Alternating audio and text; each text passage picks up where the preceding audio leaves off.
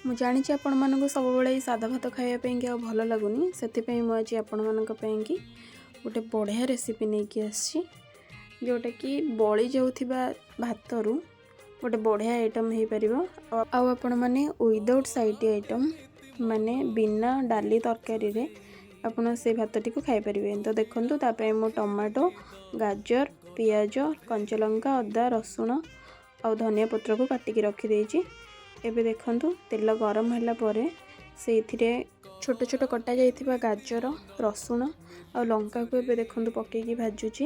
ସେ ଟିକେ ଭାଜି ହେଇଗଲା ପରେ ଏବେ ସେଥିରେ ପିଆଜ ଆଉ ଟମାଟୋକୁ ପକେଇଦେବେ ଆଉ ତାକୁ କଣ୍ଟିନ୍ୟୁ ଚଲାଉଥିବେ, ଯାହାଦ୍ୱାରା ପିଆଜ ଆଉ ଟମାଟୋ ଜଲ୍ଦି ନରମ ବି ହେବନି ଆଉ ଖାଇବା ବେଳେ ମଧ୍ୟ ପାଟିକୁ ସ୍ୱାଦ ଲାଗୁଥିବ। ଏବେ ତାକୁ ଆଉ ଟିକେ ମିଶାଇଦେବା। ସେ ଭଲସେ ମିଶିଗଲା ପରେ ସେଥିରେ ଲଙ୍କା ଗୁଣ୍ଡ, ହଳଦୀ ଗୁଣ୍ଡ, ଗରମ ମସଲା, ଜିରା ପାଉଡ଼ର ଆଉ ଲୁଣ ପକାଇ ସାରିବା ପରେ ଏବେ ସେଥିରେ କାଟିକି ରଖିଥିବା ଧନିଆ ପତ୍ରକୁ ଟିକେ ଆଡ଼୍ କରିଦେବା। କଲା ପରେ ତାକୁ ଆଉ ଟିକେ ଭଲସେ ମିଶାଇଦେବା। ମିଶାଇ ସାରିଲା ପରେ ଆମର ବଳି ଯାଇଥିବା ଭାତକୁ ଆଣିକି ସେଇଥିରେ ଏବେ ପକାଇଦେବେ। ପକାଇଲା ପରେ ତାକୁ ଆଉ ଟିକେ ଭଲସେ ମିକ୍ସ କରିଦେବେ। ଏବେ ଆମର କଲରଫୁଲ୍ ଫ୍ରାଏଡ଼୍ ରାଇସ୍ ବନିଯାଇଛି।